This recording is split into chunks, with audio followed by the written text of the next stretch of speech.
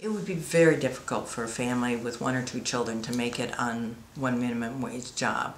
In Seattle, you need roughly $3,000, a little bit less if you're living outside of the metropolitan areas. But still, you need enough to cover your housing, your food, your childcare, etc.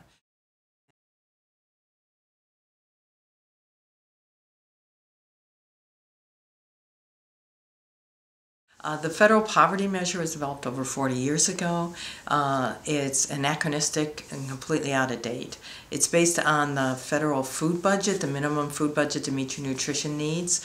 And at that time, in the 1950s, people spent about 1/3 of their income on food. So they just multiplied that by 3 and they figured it would cover everything. The problem is that that other 2/3 includes costs like housing and healthcare that have gone up much faster than the food budget, and that means that it is way too low today.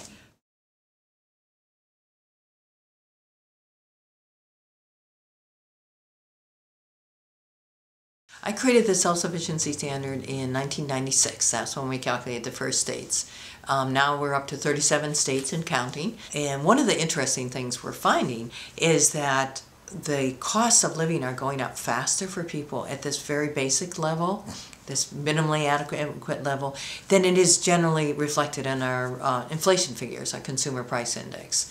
So every year that gap between what people are earning and what things are costing them keeps going up.